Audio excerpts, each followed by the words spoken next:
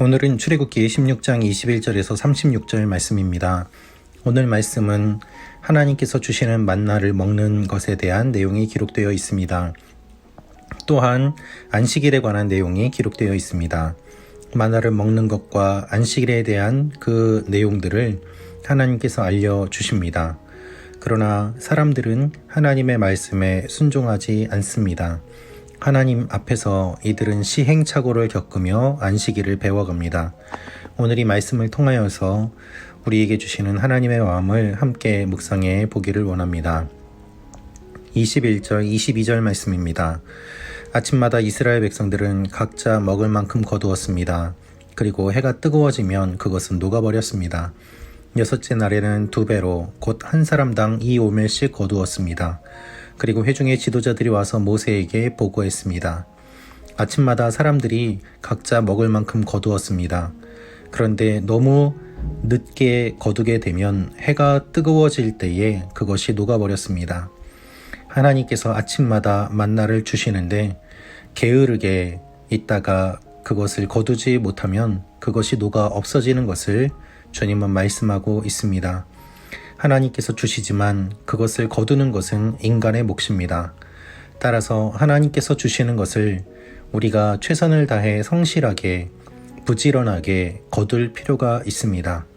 그러나 오해해서는 안 되는 것이 우리가 거둔다고 해서 그것이 우리의 노력으로 얻는 것이 아니라는 사실입니다. 하나님께서는 은혜를 주시고 만나를 주십니다. 그것을 거두는 인간의 수고는 당연한 것입니다. 아무것도 자랑할 것이 없습니다. 오직 하나님께서 모든 것을 공급해 주시는 것이죠. 여섯째 날에는 한 사람당 2오멜씩 거두었습니다. 왜냐하면 그 다음 날이 쉬는 날, 즉 안식일이기 때문이었습니다. 23절 말씀입니다. 모세는 그들에게 말했습니다. 여호와께서 내일은 쉬는 날, 곧 여호와께 거룩한 안식일이다. 그러니 너희는 굽고 싶으면 굽고 삶고 싶으면 삶은 후 남은 것은 아침까지 남겨두라고 말씀하셨다. 하나님께서는 안식일에 대한 이야기를 하셨습니다.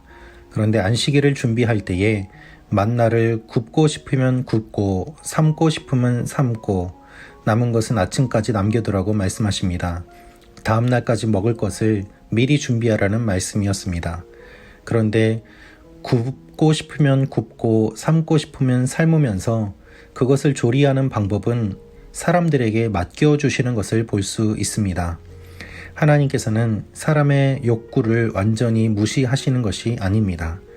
사람들에게 어느 정도 자유를 주시며 또한 안식일을 말씀하십니다. 이것은 예수님께서 말씀하신 것처럼 안식일이 사람을 위한 것임을 주님께서 이 말씀을 통해서 알려주시는 것입니다. 이들이 하나님의 말씀에 순종하여 안식일을 준비하였을 때 어떤 일이 일어났습니까? 24절 말씀입니다. 그래서 그들은 모세의 명령대로 그것을 아침까지 남겨두었는데 냄새도 나지 않고 구더기도 끓지 않았습니다. 안식일을 지키기 전에 그들이 욕심을 내어서 더 많은 것을 가졌을 때에는 냄새도 나고 구더기도 끓었습니다. 그러나 하나님의 말씀대로 하였을 때에는 냄새도 나지 않고 구더기도 끓지 않았습니다. 안식일을 위해 준비하는 그 여섯째 날에는 2오멜씩 거두어도 썩지 않았던 것입니다. 하나님께서는 그것을 먹으라고 하십니다. 6일 동안은 거두지만 7째 날인 안식일에는 아무것도 없을 것이기 때문에 이틀치를 준비하고 쉬면서 그것을 맛있게 먹으라고 주님은 말씀하십니다. 그런데 그 말씀을 이해하지 못하는 사람들이 있었습니다. 27절 말씀입니다. 그럼에도 불구하고 몇몇 사람들은 7째 날에도 그것을 거두러 밖으로 나갔습니다. 그러나 그들은 아무것도 얻지 못했습니다. 이번에도 불순종하는 사람들의 모습이 있었습니다. 그들은 아무것도 걷지 못했습니다. 하나님께서는 이들의 모습을 보시고 모세에게 말씀하십니다. 너희가 얼마나 나에게 불순종하느냐라는 것입니다. 여러분, 이들은 시행착오를 겪으면서 하나님의 말씀을 지키게 되고 또한 안식일을 지키게 됩니다. 노예로 살았던 사람들입니다. 쉬는 것에 얼마나 갈급하고 갈망을 했겠습니까? 하나님께서는 그들을 아셨기 때문에 쉬라고 하십니다. 그런데 쉬라고 하시는 그 말씀에도 불구하고 쉬지 못하는 모습을 보게 됩니다. 그것이 불순종이고 노예의 모습입니다. 여러분, 쉬라고 하시면 그냥 쉬면 됩니다. 그런데 왜 그렇게 하지 못합니까? 하나님을 믿지 못하기 때문입니다. 여기서 알 수 있는 사실이 있습니다. 안식은 믿음이 있을 때 가능하다는 것입니다. 내가 쉬어도 먹을 것이 주어지고 내가 쉬어도 안전하다는 그 믿음이 있을 때 우리는 쉴 수 있습니다. 불안하면 쉬지 못합니다.